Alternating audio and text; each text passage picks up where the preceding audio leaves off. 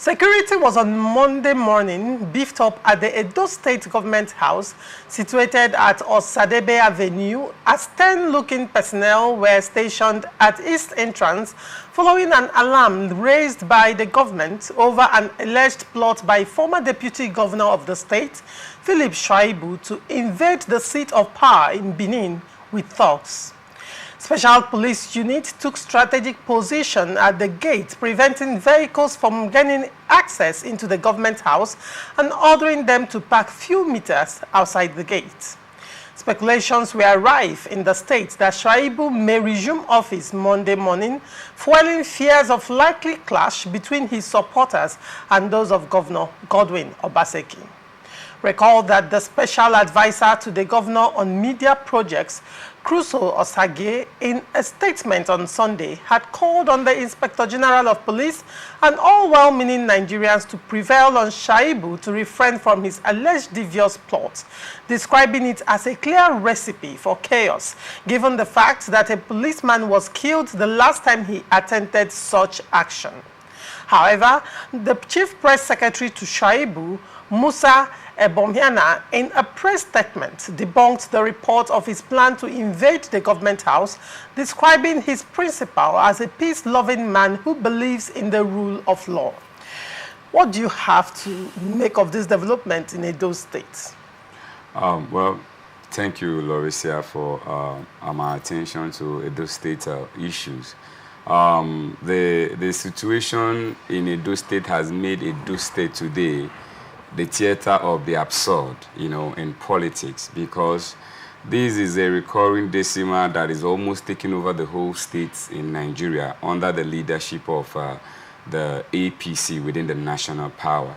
And it's not a good trajectory, precisely because if you recall, just like the news also stated, there was time that Shaibu, got his court validity of being reinstated as the deputy governor after being impeached. Himself and the governorship candidate of the All Progressive Congress, you observe that there was something that happened. And I remember on different forums, you and I had that conversation, and I told you that these things, these are people who believe that they have all it takes to continue to constitute and make the state where they find themselves as the state actors, peaceable. And it's not a good one, especially for a country like Nigeria, especially when our democracy is at the verge of almost collapse.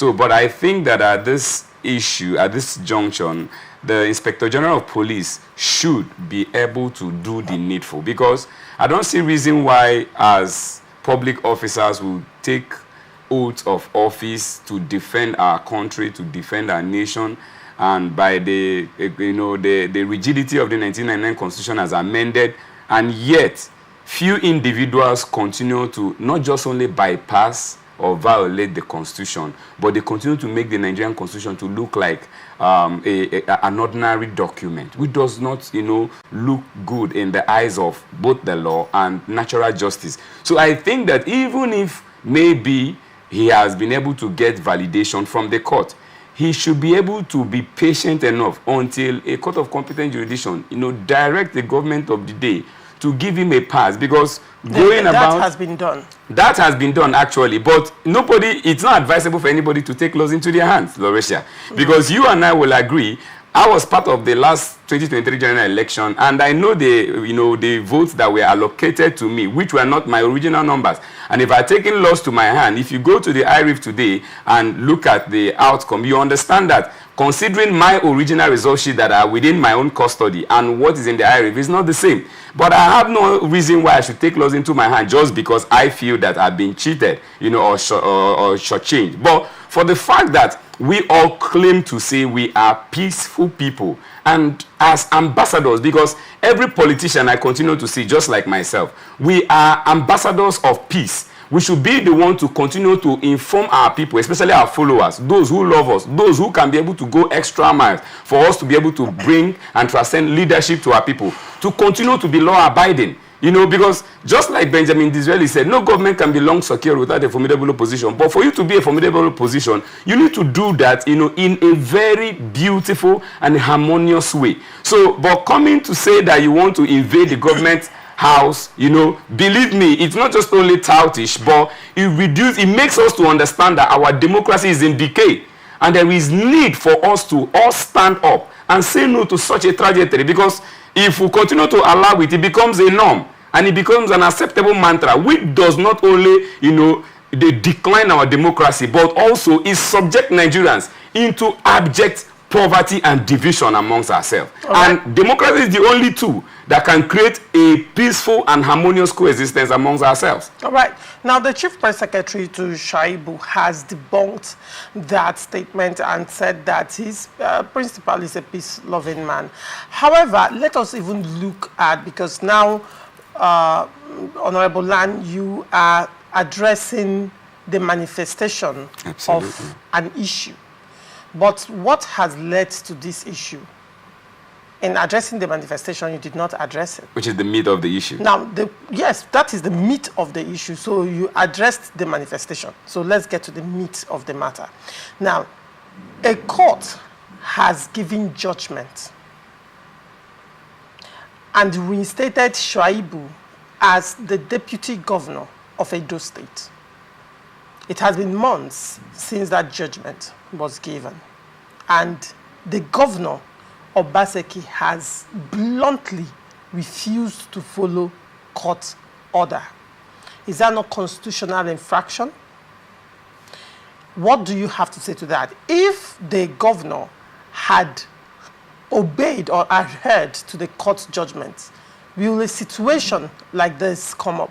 In as much as the fact that I am not making a case for Shaibu breaking down law and order, but I am looking right now at what caused this situation in Edo State Government House. Why can't Obaseki respect court order? If a court order had reinstated Shaibu, instantly it invalidated the deputy governor Obaseki is working with.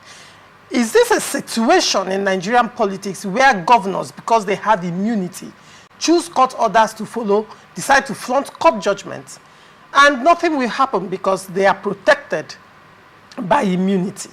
So in the case of Edo State, what do you have to say to Obaseki's actions and inactions with regards to the court judgment? Well, Lauricia, thank you very much. I'll start by addressing the later, which is governors trying to flout orders or choose court decisions or court verdicts that they deem fit on their own.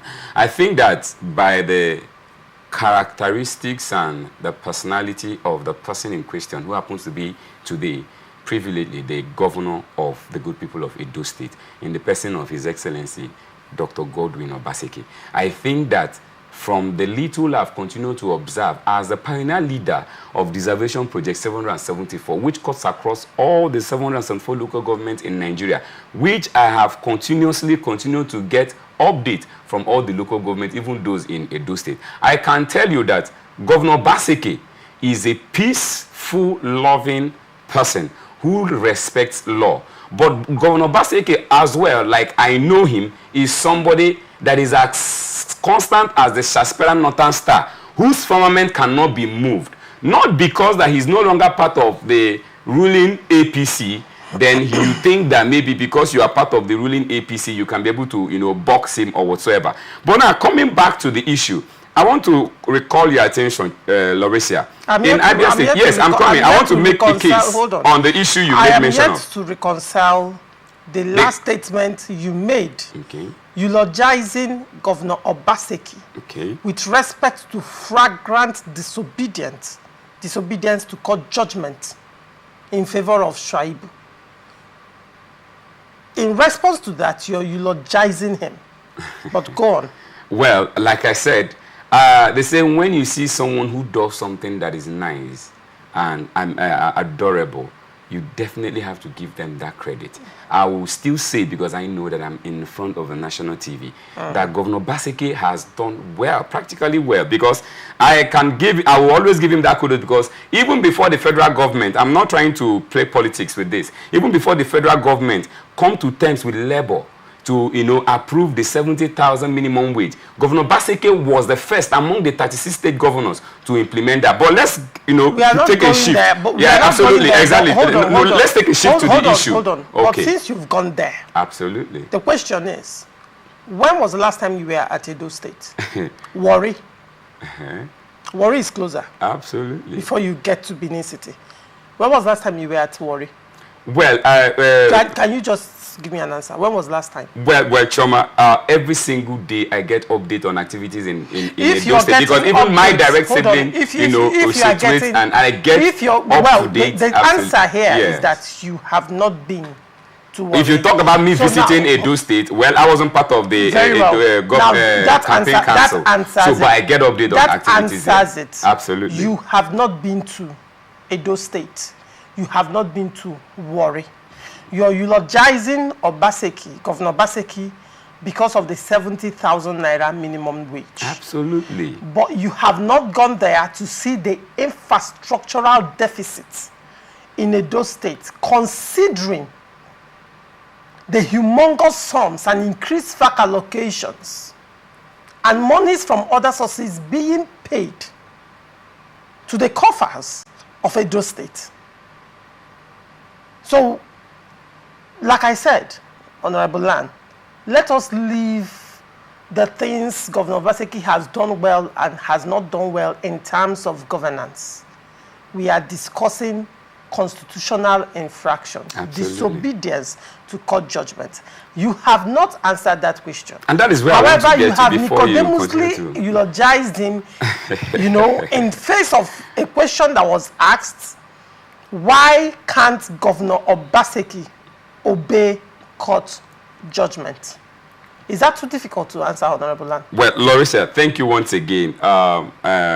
Assuming not conceding, like you said, Governor Baseke has continued to obey court orders. Right. Believe me, I have a picture in my mind. If I don't tell you it's a triangle, you might never know.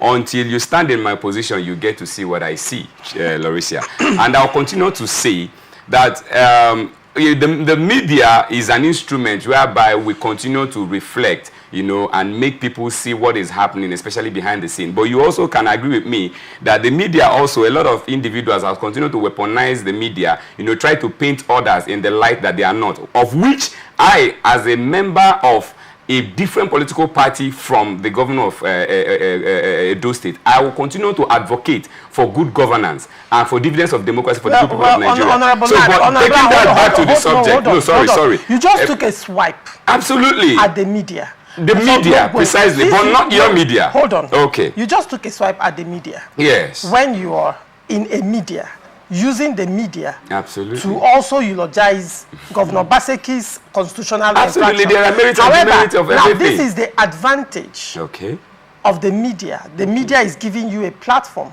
to come and inform people. Absolutely, about the good work. And share your perspective on national issues. So when you, on the media platform, are using the same platform that you're accusing the media of misinforming the people, you are on the same media platform and you're eulogizing a governor for breaking the law. Larissa, maybe you're not getting me right. Like I said, I didn't say hold on, Larissa, you're misquoting me even before me. Because I said people use the media to weaponize. That's what I said. You're in the media. You're weaponizing the media right now, assistants. You think so? Now, yes, that's what you're doing.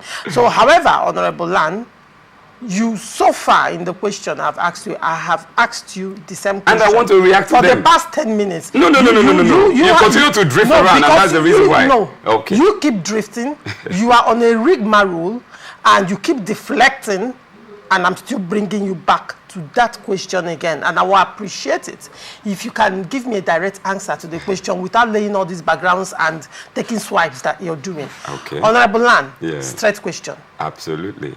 What do you have to say to Governor Baseke whom you have so greatly eulogized as consistent as the Northern Star, and being a man who never breaks the law. Absolutely. In the face of court judgment restating Shaibu as the deputy governor, why has Governor Obaseki not obeyed the court judgment? This is not an order, this is a judgment of court. Okay. Why has Governor Obaseki chosen to work with a deputy governor not known to law? Okay. So by extension, the deputy governor, if he's not known to law, he's an impostor in the government. And Governor Obaseki, whom you say is a man who obeys the law to the letter, chooses to break the law. Make it make sense to me, Honorable. And I hope this question is straight enough for you. Larissa, thank you once again. Like I said, Governor Obaseki is a law-abiding citizen of this country, to the best of my knowledge, and he respects and obeys the law. And from his actions so far, I believe that even after that judgment was, given, there was an appeal of which I stand to, be corrected, because, you and I agree that the court is the last hope of a common man.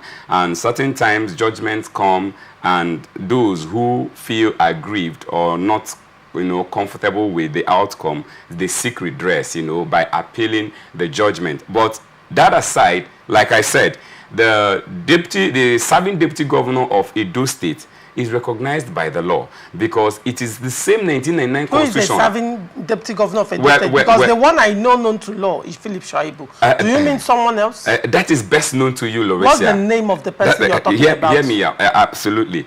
Like I said, the 1999 constitution has amended, which gave power to the democracy that we are operating today, gave that mandate to the State House of Assembly of Edo State, which they have done good job. They did a perfect and a beautiful job, because there is no way that the government of Edo State will continue to run without a viable deputy governor. And they have been able to do justice to that by, instituting and inaugurating a new deputy governor, and which has been sworn in. Although I might not be so good in calling his names to the terms, but I can tell you that Governor Obaseki has been law-abiding and he has continued to obey the law. But I will not leave this particular subject without saying, as a politician who is young and as well enterprising and as well a believer of the future, because, like I'll continue to say, Theodore Roosevelt said the future belongs to those who believe in the beauty of their dreams. And Nigeria is one of the countries that I so believe in, that I know that will come to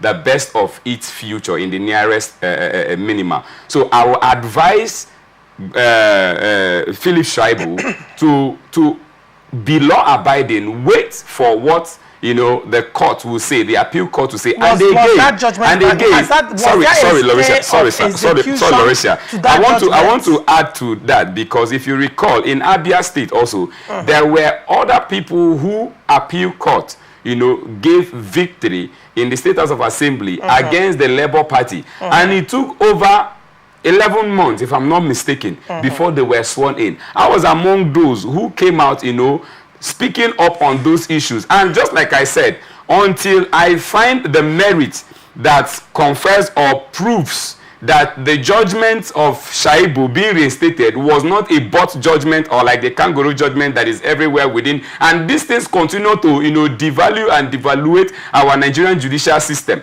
But I will not leave to say that I find a lot of confidence also in our judiciary, and I know that they will definitely step it up. So I want Edo State to remain peaceful, and I want all the parties, especially the state actors, to remain calm while we see. Because if you ask me, Obaseki does not remember anything that he has forgotten, because they are almost coming to the end of their term. Thank you so much. All right, yes.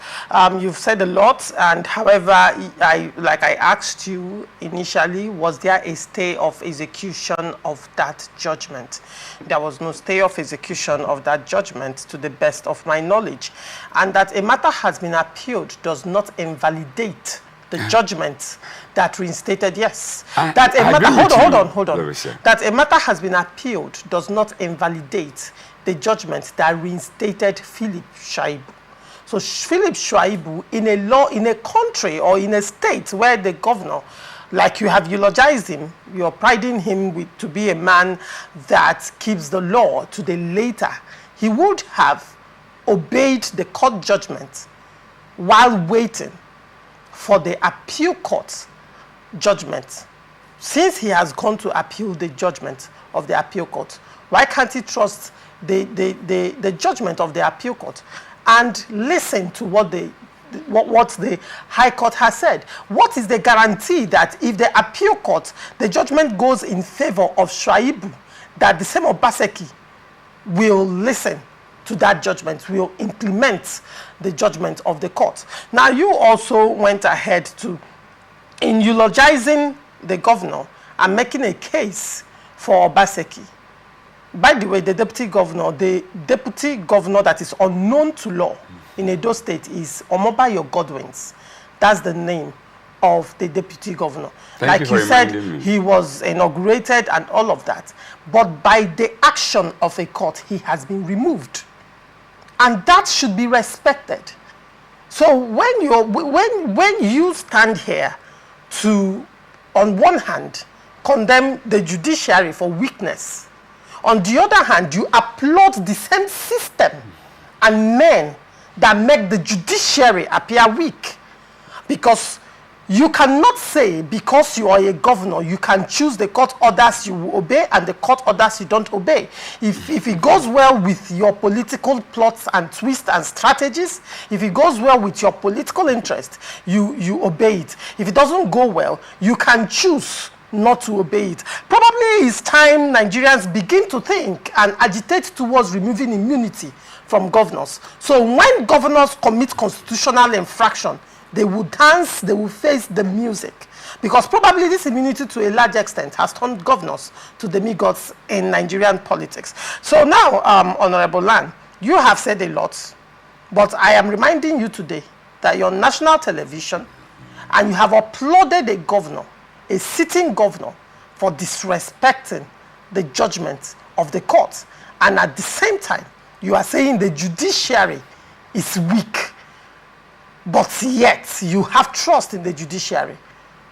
Is it not politicians like you that have weaponized the judiciary, made the judiciary weak, and have chosen not to obey the judiciary? And the same politicians like you who have sentiments towards these lawbreakers will now come out to applaud them for doing what exactly? Breaking the law, and we expect democracy to happen. This is Independence Day, still on